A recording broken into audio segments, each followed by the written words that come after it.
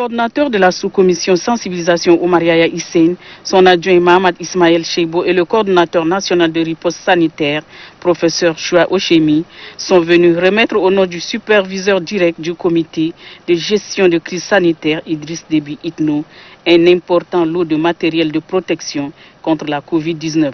Au gouvernorat, une rencontre a eu lieu, une occasion au cours de laquelle le gouverneur Paul Mbaïnodoum Gartelbey a fait une situation détaillée des actions de lutte contre la maladie à coronavirus menées dans sa province. Les données statistiques à la date du 8 juin 2020 se présentent comme suit. Nous avons 13 malades infectés, dont 8 en fin de traitement. 21 échantillons, dont 9 résultats connus négatifs et 12 en attente de résultats. 135 patients mis en quarantaine. Les atouts dans le cadre de la lutte contre le Covid-19.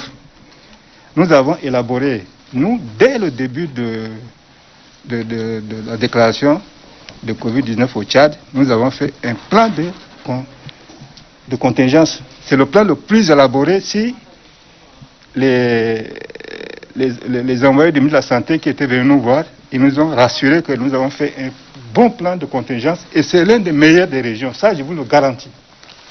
Le coordonnateur de la sous-commission sensibilisation Oumar Yaya Hissène reconnaît les efforts consentis.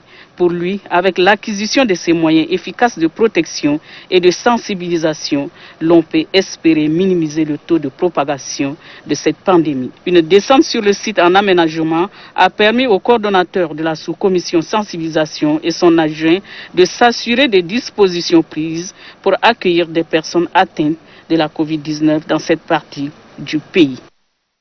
Son Excellence, Monsieur le Président de la République, chef de l'État, soucieux de la santé de la population tchadienne en général et de la population de la province du Guéra en particulier, nous a chargé de vous acheminer un important lot de matériel, d'équipements de protection et de soins, des produits pharmaceutiques, des masques grand public et masques chirurgicaux en vue de vous permettre de lutter efficacement contre cette pandémie qui est introduite dans votre province depuis quelque temps. Cette situation nous interpelle tous et vous devez accentuer, Monsieur le Gouverneur et vos collaborateurs,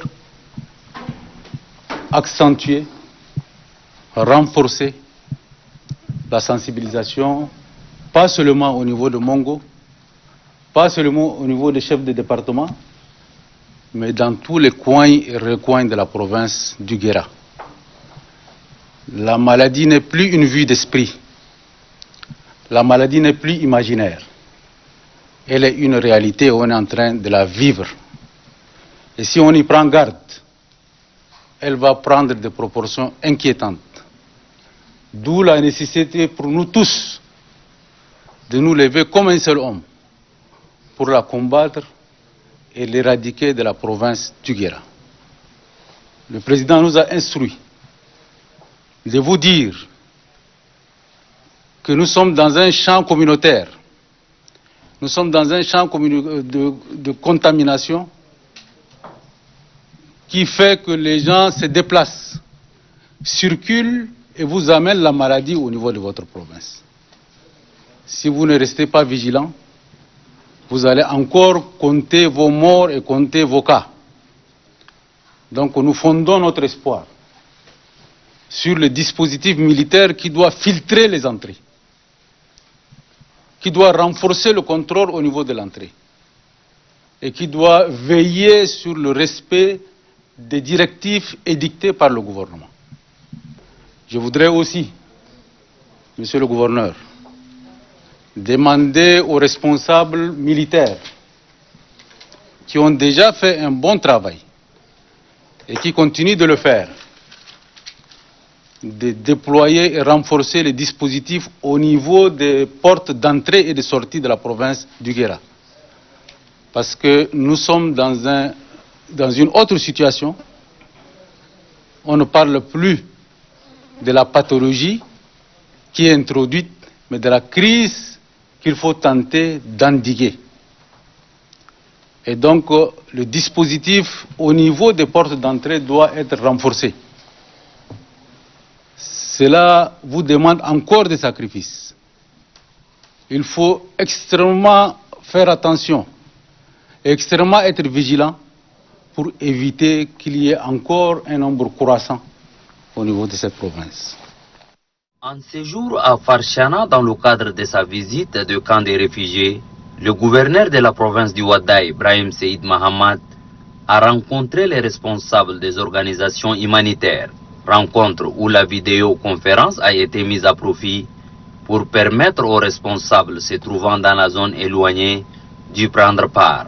L'occasion est tout indiquée pour les responsables humanitaires de présenter chacun les activités de son organisation et aussi les obstacles rencontrés dans l'accomplissement de leur mission.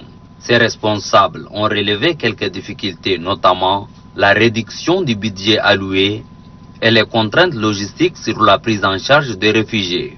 Le chef sous-délégation Farchana de l'UNHCR, Abdou Mahman Dango, a salué l'effort du gouvernement tchadien dans le cadre de la protection des réfugiés. Je profiterai de cette occasion pour remercier les autorités administratives, les autorités militaires, les forces de défense et de sécurité pour tout l'appui qu'ils nous ont apporté et qu'ils continuent à nous apporter dans la protection et l'assistance aux réfugiés. Président la rencontre, le gouverneur de la province du Ouaddaï, Ibrahim Seyd Mahamad, a encouragé les humanitaires à mener davantage des actions en faveur des réfugiés et de la population haute. Nous tenons là à vous remercier pour tout ce que vous faites pour les réfugiés et aussi pour nos populations autochtones qui vivent tout autour des camps des réfugiés. Parce que vraiment vos partenaires financiers revoient leurs copies. Juste après la rencontre, le gouverneur a visité le site des maraîchages de groupements féminins des réfugiés et des autochtones initiés par l'ONG AIRD, African Initiative for Relief and Development, dans le cadre de son projet de lutte contre l'insécurité alimentaire. Une semaine après sa mise en place, la sous-cellule provinciale d'assistance aux ménages démunis du Logone oriental a tenu sa première réunion. Réunion présidée par le gouverneur de la province Moussa Haroun Tirgo, coordinateur de cette sous-cellule. Bien qu'étant une rencontre de prise de contact, le gouverneur a passé en revue avec les membres de la sous-cellule des questions liées au reste des stocks de vivres qui tardent à être déposés dans les entrepôts de l'ONASA et la saison de pluie qui risque d'impacter négativement sur la distribution des vivres dans les départements. La province du Logone oriental est de loin la plus vaste et la plus peuplée après N'Djamena. L'urgence est signalée car sur les 6 départements que compte la province, seuls 2 sont accessibles en saison pluvieuse. Moussa Haroun Tirgo demande aux membres de la sous-cellule de travailler d'arrache-pied pour sortir des scénarios en vue d'identifier des couches vulnérables. Le gouverneur s'est inquiété du retard accusé dans l'acheminement des kits de vivres composés de haricots, sucre, huile et le reste des stocks de maïs et de riz pour la province du Logone oriental. Les membres de la sous-cellule se sont succédés pour faire des propositions afin d'accélérer le processus de distribution des vivres vu l'impatience de la population et les effets de la pandémie à coronavirus.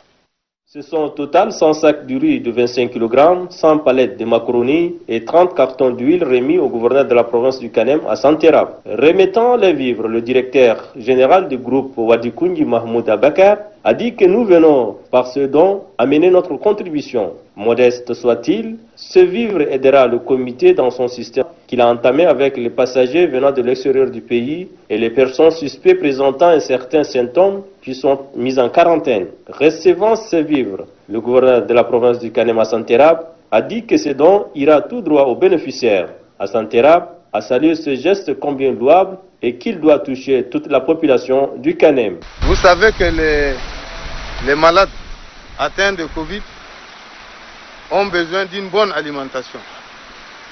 Et je le dis parce que moi aussi, j'ai été l'une des victimes de cette maladie. Donc, le malade a besoin d'une bonne alimentation. Et ces dons nous permettront de prendre en charge tous les malades, n'est-ce pas, de la province du Kanem. Toutes les personnes qui étaient en contact avec le sujet malade vont bénéficier également de ces dons. Un rappel. Le gouverneur de la province du Kanem a signifié à la population que la maladie est très dangereuse et chacun prenne ses dispositions en respectant les règles barrières car cette maladie n'a ni âge ni classe sociale.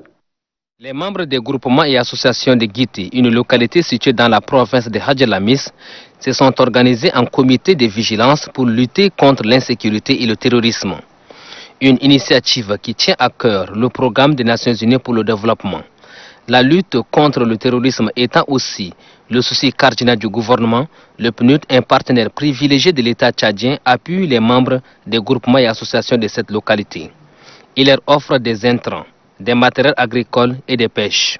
Selon le coordinateur du PNUD, Charles Nashba, l'initiative vise à accroître les moyens de subsistance, de relance économique et à construire des structures éducatives, sanitaires et sécuritaires dans les zones d'intervention du projet, à savoir le lac et le Hadjalamis. Pour lui, son organisation vient par ce geste contribuer à la stabilité et au développement des communautés des localités de Guité et celles de Hadjalamis. Très ému par ce geste qui vient appuyer davantage les efforts du gouvernement à lutter contre la pauvreté, le représentant du sous-préfet de Mani, Defou Assoura, au nom des bénéficiaires, remercie le PNUD. Il devrait par la même occasion situer que le geste du PNUD galvanise les producteurs en ce début de la campagne agricole en cours.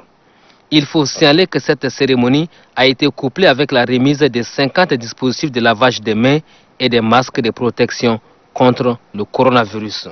Renforcer les activités agricoles dans le Bahr el-Ghazal est le souci du gouverneur de la province Ramadan Erdebou Dougourou. C'est pourquoi il a rencontré les femmes représentantes du groupement agricole et les chefs de bureau de l'Office national de la promotion de l'emploi, ONAP, pour la redynamisation des activités. Cette retrouvaille est la suite logique du lancement officiel de la campagne agricole 2020-2021 il y a quelques jours. Le chef de bureau ONAP Moussoro, Omar Salim, a salué l'initiative du gouverneur pour cette marque de collaboration et après tout au bénéfice de la population. L'ONAP est un outil essentiel et une réponse aux donateurs d'emploi. Son objectif primordial est d'exécuter la politique du gouvernement en matière d'emploi et de la lutte contre la pauvreté, a ajouté Omar Salim. Après avoir encouragé les femmes productrices à aller de l'avant, le gouverneur de la province du Bahr el-Ghazal, Ramadan Erdebou Dougourou, a souligné que le chef de l'État accorde une importance particulière au développement rural et donne une place de choix à la femme tchadienne. Ramadan Erdebou Dougourou a apprécié l'engagement des productrices pour la valorisation de la terre nourricière. Les femmes représentantes des organisations à vocation agricole ont rassuré le gouverneur qu'elles respectent strictement les clauses des engagements pour l'action du crédit agricole afin de bénéficier les autres.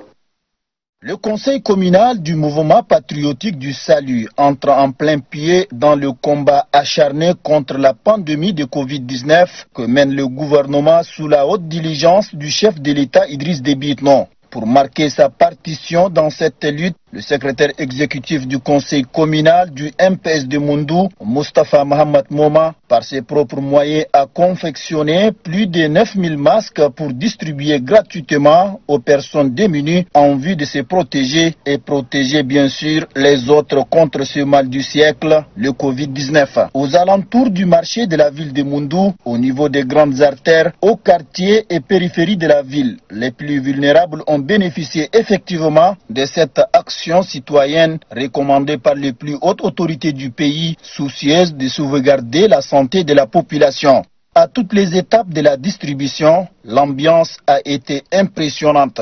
Le conseil communal du mouvement patriotique du salut de Moundou n'a pas seulement distribué des masques, mais il a passé également le message de respect des gestes barrières. J'ai fait des tours dans des quartiers reculés. J'ai vu que sur 50 personnes, il y a seulement peut-être une qui a des cache-nez. Donc aujourd'hui, nous, le conseil communal, on a décidé de venir dans les quartiers de l'extrémité de la ville pour donner les cache-nez à ceux qui en ont besoin plus. Les bénéficiaires saluent hautement l'action du conseil communal du MPS de Moundou. Je suis très content un presse qui vient de nous distribuer des cashless. Vraiment, nous sommes très contents. L'action du secrétaire exécutif communal du mouvement patriotique du salut est à saluer car elle protège la population contre cette pandémie. Cette distribution interpelle les autres formations politiques et autres institutions de la province du Logone occidental. Par le biais de sa fédération provinciale du CANEM, le bureau exécutif du Rassemblement pour la démocratie et le progrès RDP a remis ce samedi dans la cour de la résidence du secrétaire général de la province du CANEM 5000 cache-nez, 10 cartons de savon et 30 dispositifs de lavage des mains en présence des autorités civiles et militaires. Pour le président provincial du RDP du CANEM, Adam Brahim, son parti ne peut rester les bras croisés face à cette pandémie. Mon parti, le RDP, qui suivait de bout en bout l'évolution de cette sale maladie, n'a pas été du reste dans le cadre d'assistance à l'instar des autres communautés à travers le pays. C'est donc, si modeste soit-il, traduit notre volonté de rompre la chaîne de contamination de cette maladie.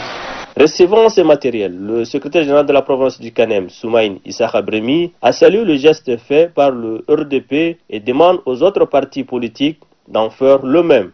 Au nom du comité provincial de gestion des crises sanitaires,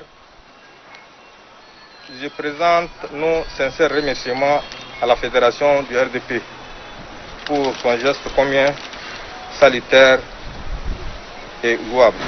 Pour Soumaïn Issakha Bremi, c'est nos efforts communs qui nous aidera à bouter ce mal hors de notre province partant du Tchad. Cette cérémonie d'installation a vu la présence du secrétaire général de la province du Borkou, représentant le gouverneur, le président du tribunal des grandes instances de Faya et plusieurs autres responsables administratifs de la place.